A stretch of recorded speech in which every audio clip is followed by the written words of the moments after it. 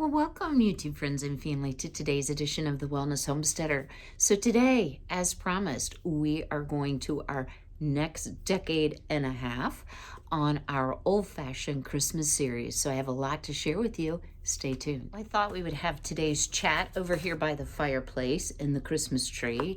And for those of you who are wondering, Frankie's been very good. He has not knocked over the tree again. And when he did knock it over the first time, he was like, oh no, my mom's going to be mad. But I didn't yell at him. He's just a cat. He doesn't know better, and he's very curious. So when I started thinking about going decade by decade, I decided that I wanted to change from just the 1930s to 1930 to 1945. And here's the reason. We had some really significant world and U.S. events during that time frame that really shaped how the holidays were celebrated. So the first one, of course, was the stock market crash in 1929 that brought on the Great Depression and heralded kind of what went on in the 30s. Unemployment, I found this very interesting, was 18.3%. And I wondered how that would compare to today in our global situation that's going on right now. And it looks like we're at, it depends on where you read, 5.3, 5.8, somewhere in there. So significant unemployment. And if you recall, the stock market did not rebound until 1945. To top that off, September 1st, 1939 was the start of World War II, and it did not end until September of 1945. So all of those events that were going on had a great impact in how families celebrated, what they could afford to do, what they couldn't afford to do. So let's get right into it. So in general, most decor was hand-me-downs, if you will, from the 1920s, or a holdover from the 1920s. Because of the Depression and then the war, certainly that was not a time of heavy purchasing, but there was some purchasing in the 30s and some changes, and I'm going to share that with you. The key player was really Woolworths, and they began to sell much more affordable decorations, but they also fueled the craft boom. And I found this fascinating because I love crafts, right? By the 1940s, handmade was no longer handmade. It was considered handcrafted and therefore heirloom. So I thought that was a unique, different way of making the best of what was going on in the United States at that time. So they sold things like ribbon, embroidery, thread, patterns, fabric, sequins, glue, all the things that you need to, make loving, beautiful, handcrafted things at home to help celebrate the holidays. If you remember back from the 20s, Dickens-inspired landscapes were very popular, and that started to change in the 30s. And it showed a more grittier and a me against the world side of life. So if you think of things like David Copperfield and Great Expectations, so a little more realistic. The images changed to a more US base or American base. So there were cabins, American cabins, and snowy scenes, pine trees. The colors are very interesting to me. They were bright primary colors, and I have to wonder if that wasn't to help lift the spirits as the changing landscape of the economy and then followed by the war. It didn't bring a certain cheerfulness to the celebration of Christmas. So vibrant red and green, and blue was also popular. So if you watch the video where I created the mid-century modern look wreaths, a lot of those ornaments dated from the 30s. And one of the ways I could tell, one minor way, was that vibrant blue was very popular in the 30s. I also found this fascinating that this was the first Coca-Cola ads with Santa Claus. When you think that that's, 90 years ago, it's almost unbelievable that it started that long ago, and it is still iconic today. And we also began to see Santa in more decor and ads, and he kind of changed from that skinny Santa to the Santa we know today that's a little more jolly and a little plumper. Handmade, of course, became a necessity. So the big popularity was needlework and fabric arts. And this I found fascinating. As an incentive for you to buy the Sunday paper, they began to put an insert in that had full-size embroidery and quilt patterns to attract the business, because the women would then get a twofer. They would get the paper for themselves and their family, as well as a pattern that they could work on something lovely for their home or for the holidays. The men primarily were using their carpentry skills. So what did a 1930s tree look like? Well, in truth, it was revolutionized. It was revolutionized by two things. The first is, of course, the spread of electricity, and colored lights on the tree became a thing. So we were no longer putting the fire danger lit candles on the tree anymore. So in the 1920s, Nova, the company Nova, N-O-V-A, began selling lights. And then by 1940, it was the premier name in lights. So if you do any vintage shopping or antique store shopping, you will see, Noma, N-O-M-A lights. So here's an ad. Isn't that so cute? And I indeed see these almost every time I go to a vintage type store or an antique store. They had figural shapes like bells and birds and Santas and angels, but they also had Mickey Mouse and other Disney characters. Who knew that that was popular that long ago? If you have any lights or decorations from like 30 to 35, they are probably Noma lights. I don't know why I keep wanting to say Nova. I guess because that's a car, and I did grow up in the 60s and 70s. They also made candles, candelabras, and the illuminated wreaths, that was kind of like the celluloid plastic, and sometimes they had the fluffy plastic. And if you see them nowadays, they're usually very yellowed with age. The celluloid is quite fragile. The war actually interrupted Noma's nonstop whimsy and creating this and creating that, because as you know, materials were rationed, things began to change very dramatically. So what was the second thing that revolutionized the tree? Well, I've alluded to this, and that's Max Eckert's Shiny Bright Ornaments. So until the eve, I will say, of World War II, Germany definitely dominated the market for making the hand-blown glass ornaments. And because of the rising tension, the US decided that they wanted to get into the game and be a competitor against Germany. So in 1937, Eckert started the Shiny Bright Company, and his goal was to create the first mass-produced ornament sets. And depending on where you read, they would sell for about 2 cents a bulb, or the equivalent of that ball. And when you compare that to the imported German hand-blown, of course they became much more affordable. How did he create it? He actually went to, and this is so fascinating, Corning Glass, and they were able to modify their light bulb making machine to make ornament bulbs. So who knew? I mean, that's so creative on his part, so good on him. And they were able to turn out 2,000 bulbs a minute. So if you compare that to what a hand-blown glass artist could do, of course they could mass produce at a much lower price. So if you're trying to decorate like the 30s, definitely colored lights, definitely shiny bright ornaments. So if you're also wanting to get the look, I just did not know this. Did you know that commercial tape, like Scotch tape, was not available until 1932? I'm like, how do people live without tape, especially duct tape? So what they use is gummed seals. So sometimes you'll get, around the holidays, you'll get donate to Easter Seals or this or that charity, and they may have the lick and stick kind of stamp that you can put on there, but these were heavier, foil embossed, a little more ornate, and that's how people wrapped presents and kept them together. Decorated paper, as we know it today, came about when a store in Oklahoma ran out of like red, green, and white tissue paper.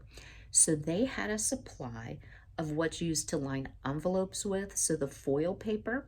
So they began selling that so that they didn't lose the sales. And that caught on greatly. And even in the 30s, with everything that was going on with the stock market crash, with economic trials, with um, political unrest and the eve of war, shall we say, wraps remain very cheerful and elaborate with a lot of those rich metallic colors, bold plaids, and stripes. But in the 1940s, because of wartime rationing, paper became very thin. And I swear my parents must have had some 1940s wrapping paper, because do you remember, if you're of the age, how thin paper could be? And when you tried to like fold it over, the corners of the package would poke through. That was a really common problem when wartime hit.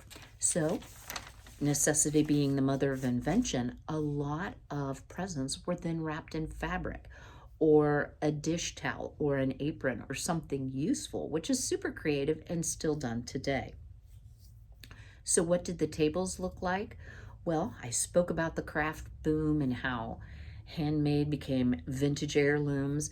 So embroidered linens were all the rage, and women would work months and months and months to have a lovely embroidered tablecloth on their Christmas table.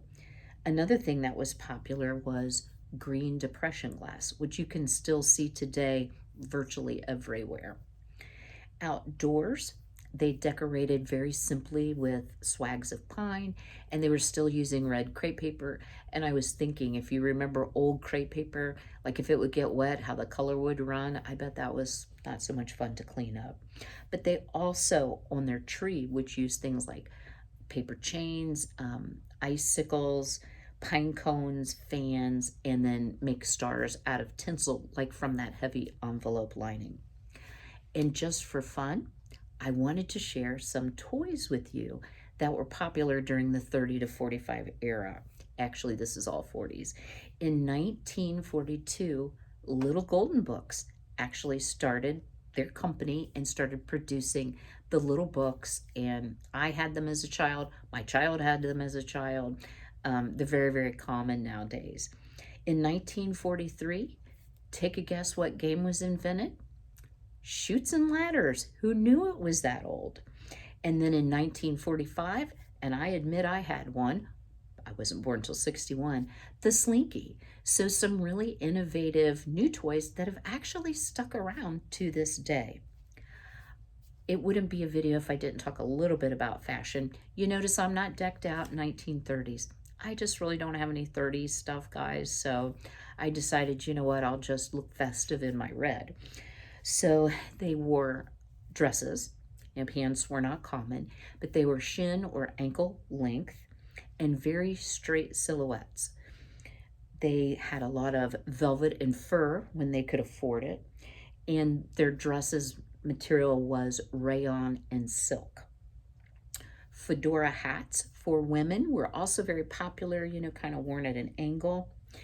And for very elegant outings for those who could afford, it was silver, black, and metallic tones being the popular colors. And then as far as makeup, red lips and black eyeliner. So lots of interesting changes as we evolve from the 20s. Now we're up to 1945. I hope you enjoyed that part. Stay tuned, because we are going to make a 1930s inspired dish. I'll be right back with you. Well, as you all know, there were times in the 30s and even during war ration times in the early 40s that certain supplies were in high demand but low availability, and there was rationing, of course, going on. So I found this recipe called bacon roll-ups, and the history of this, and it comes from Taste of Home, so it's not one of my recipes, is this family recipe dates back to the 30s when my grandmother started making her clever breakfast roll-ups. So it was a way to make something festive, different, but to use filling but less expensive ingredients. So let me swing you down here and show you what we're going to do. Hopefully I have everything out, guys. You know how I am. All right, so the very first thing you're going to need is about 3 cups of cubed up bread. So this happens to be my homemade bread. They said day-old bread, but you have to remember this is sort of like a Depression era cooking recipe, so that's why. So my bread, I've left sit out at room temperature for a little bit to see if it would sort of dry out a little bit. Now we're going to spice up our bread cubes. Now the original recipe calls for celery salt, which I don't have, nor do I like. So we are going to add the other ingredients, which is garlic powder, and gosh, must have a little moisture in there. Ugh. Ugh. Hold on, guys. Of course I don't have everything. Maybe I better measure. So I'm gonna add about a 1/4 teaspoon. Wow, that really did get hard. And unfortunately, onion powder was not available in my Azure order this time, so we're gonna add a little bit of onion powder, break that up. We're gonna do the same with some granulated garlic. Again, I'm gonna add about 1/2 teaspoon.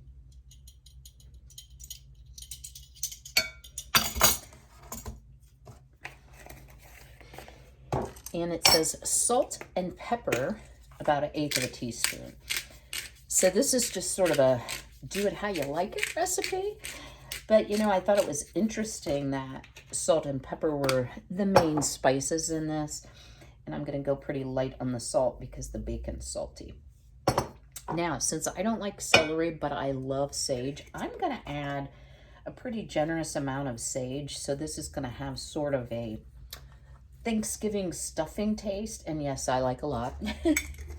So that was probably close to a teaspoon. I'm just going to stir it so that we don't have some that's very spicy and some that isn't. All right. So over here on the stove, in about a tablespoon of butter, I have just cooked. It says 1/3 cup of onion. I guess cooked, it's more like 1/4. And you put butter and all into the recipe, into the mixture. But don't wash your pan yet because we're going to use that pan. All right, so let me kind of mix that up. And I might have had a little over 3 cups of bread cubes. So I may need to add a little bit of milk or something to moisten. So the next thing you want to do is take your 1 egg, so you can see how frugal this is. We're not using a ton of expensive supplies. And give it a little beat.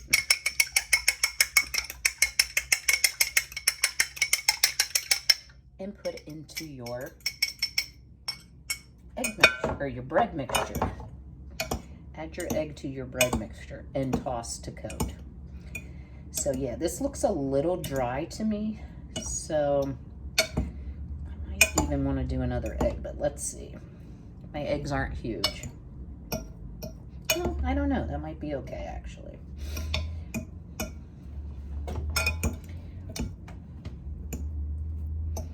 I think I'm going to add a drizzle of milk just to moisten it just a touch more. And then we're going to start on the fun part. So that was, you know, a tablespoon of milk maybe. Yeah, that's better. What we're going to actually do is we are going to stuff, if you will, a piece of bacon with this eggy mixture and fry it and make little bacon roll-ups. So maybe another bit of milk. So I just want it so it'll stick together and it won't fall apart inside the bacon so much. I think you could almost go with 2 eggs, honestly. All right. Oh, guys, it smells really good. It smells like Thanksgiving in here. And speaking of which, are y'all ready for Thanksgiving? Thanksgiving is not a holiday that we're going to celebrate as a family this year because of variety of work schedules, etc. So I'm not sure what I'm going to do for Thanksgiving. Okay, so we're going to take a piece of bacon, and I'm just going to use my hands here. I think that'll be easier. And you want to roll this bread mixture up into a ball, and then we're going to wrap it up inside the bacon. So what I'm actually going to do is go one direction, then kind of turn it so the entire bread is encased with bacon. And there you have a ball of bacon goodness. Now, I'm sure this will want to unravel, so I am going to, throw toothpicks on the floor, stick a toothpick in it, and I'm just going to continue to roll, and I will bring you back and show you how we cook these. Well, I kind of overheated my pan a little bit here, so I had to let it cool.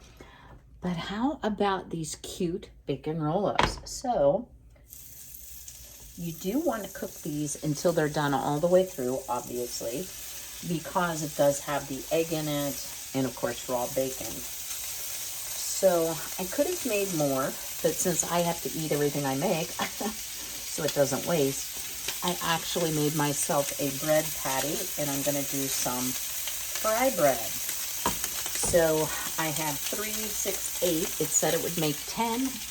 Easily it would have made 10. I'm going to cover this, reduce my heat back, and then I'm just going to turn them and brown them on all sides. I'll bring you back when they're closer to being finished. Well, our little bacon-wrapped eggy bread bites have been cooking for about 20 minutes. About halfway through, once the bacon kind of stuck to itself, I took out the toothpicks, and that made it a lot easier to make sure that all the sides were browned. So I'm going to remove them from the heat, drain them well, and then we'll give them a taste test. These were so simple, and aren't they pretty and different?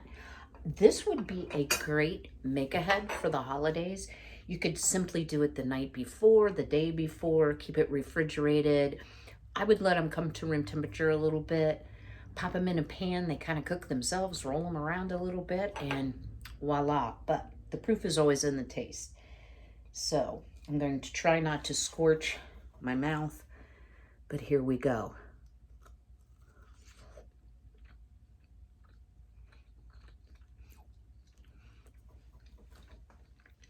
Pardon me.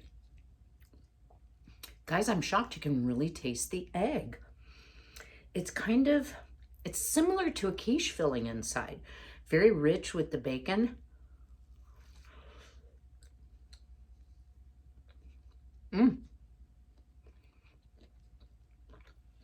Give you a bite. Definitely a winner, guys. So maybe those folks in the 1930s had something on us, and they knew how to stretch ingredients and make a festive and delicious meal with only a few usually on-hand ingredients. Excuse me. I hope you've enjoyed today's video. This is part 2 of the old-fashioned Christmas series. Coming up on Tuesday, guys. You don't want to miss that video. I almost never tape out of sequence, but I've already recorded, edited, and uploaded that video. So give you a little sneak peek ahead of time. It's all about going thrifting, and I would love for you to join me on Tuesday for that video. It's not live, it's pre-recorded. So if you haven't already, please go ahead and smash that like button if you enjoyed today's video, and leave me a comment below. What do you think of these? I was calling them bacon egg bites, but they're technically bacon roll-ups. Is this something you might try for the holiday season? I'm telling you, you could please a crowd with this very easily with a couple simple side dishes, maybe a fruit salad, maybe some type of potato, hash brown, something like that. They're absolutely delicious, and I don't think they would be bad if they were even at room temperature. So as always, be healthy, be well, be blessed, and I will see you all on Tuesday. Take care.